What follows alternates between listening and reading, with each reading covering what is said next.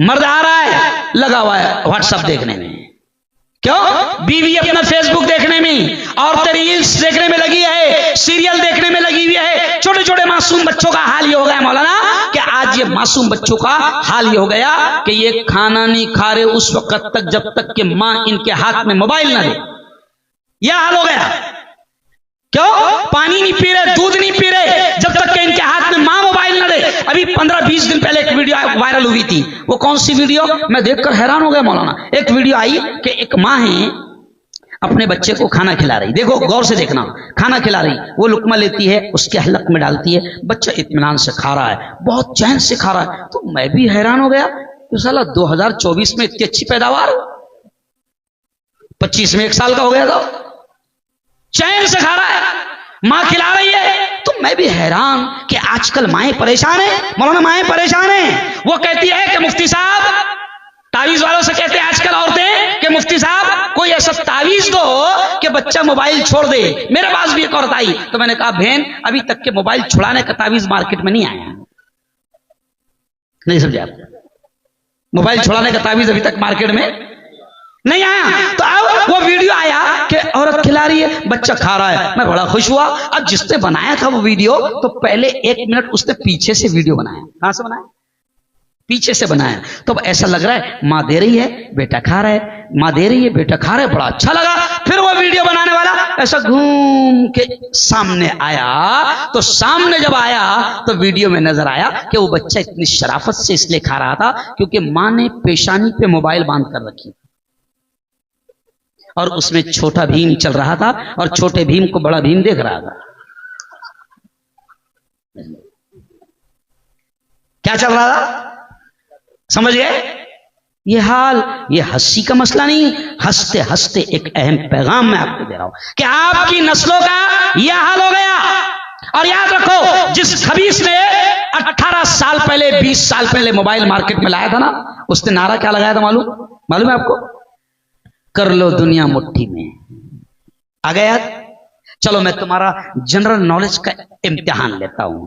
कर लो दुनिया मुट्ठी में, यह नारा किस कंपनी ने लगाया था? ए एयरटेल, बी टाटा, सी रिलायंस। बताओ हरदा वालों, ये तीनों में से किसने ये नारा लगाया था? किसने लगाया था? रिलायंस। लॉक कर दिया जाए। हाँ, रिलायंस ने नारा लगाया था कर लो दुनिया मुट्ठी में।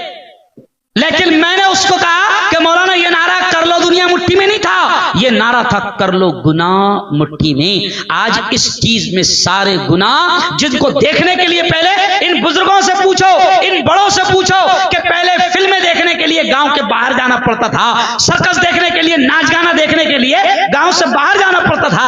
आज इतने से मोबाइल में दुनिया का सारा नाच गाना, सारा नंगापन आज इसमें मौजूद है। शैतानों ने इस तरीके से तुम्हारी नस्लों को तबाह करने का प्लान बना दिया है। अच्छा कितने दे रहे हो? 2 GB डाटा फ्री। रोज क्या दे रहे? अरे बोलो ना, 2 GB डाटा। अब जब तक के डाटा खत्म होता नहीं बेटा सोता नहीं। अच्छा इतना बुरा हाल हो गया मौलाना। एक औरत तो आई और कहने लगी मुफ्ती साहब मैंने 3-4 मर्तबा मैंने देखी कि मेरा बेटा इतना नेक है कि रात को जब मैं उसके रूम में झांकने गई कि वो सोया या नहीं सोया, तो मुफ्ती साहब मेरा बेटा इतना नेक है कि उसकी चादर में से मैंने 2-3 मर्तबा नूर चमकता देखा है। सुभान अल्लाह। क्या देखा? नूर चमक। नूर। तो मैंने कहा खाला अब कल जब जाएगी ना तो उस नूर का फायदा तूने उठाना और चादर खींच लेना। समझ गए इशारा? समझ गए। अरे समझ गए? अरे समझ गए कि नहीं समझे? यह हाल हो गया है। इसलिए मेरे यारों, हरदा वालों, अपनी नस्लों की हिफाजत करने के लिए उनको दीन की तालीम और मकतब की तालीम को फर्ज और जरूरी समझो। करेंगे इंशाअल्लाह? इंशाअल्लाह। और फिर ये भी सुन लो, आपके यहाँ फीस है मौलाना? कितनी फीस है? अरे क्या बेइज्जती कर रहे मौलाना। कुरान की तालीम की बेइज्जती है मौलाना। ये मजाक की बात नहीं है। 50 रुपए और 100 रुपए फीस लेना कुरान की तालीम की बेइज्जती है। उलमाए किराम से मैं कहूंगा कि ये जो इंग्लिश पढ़ा रही ना मैडम, ये 500 रुपए महीना ले रही, ये जो मैथमेटिक पढ़ा रही है ये 500 रुपए महीना ले रही, और माँ बाप को उसकी अहमियत इतनी कि एडवांस देते, और माँ बाप को उस तालीम की अहमियत इतनी कि बाप खुद ले जाकर गाड़ी पर, माँ खुद ले जाकर गाड़ी पर अपने बच्चों को ट्यूशन में छोड़ती है। सच्ची बोलना, गलत बोल रहा हूं? सही। अरे बोलो। और 50 रुपए फीस मदरसे की। अरे मौलाना ये कौम है ना 1200 रुपये का रिचार्ज मार रही हर महीने। अच्छा आप बोलेंगे 1200 कैसी क्या? देखो हर घर में, अब ईमानदारी से बोलना, बीवी का मोबाइल, अरे बोलो ना यार, अलग अलग, शौहर का मोबाइल अलग अलग, पोरिया का अलग अलग, पोरी का अलग अलग। अच्छा सबसे कम रिचार्ज कितने का है?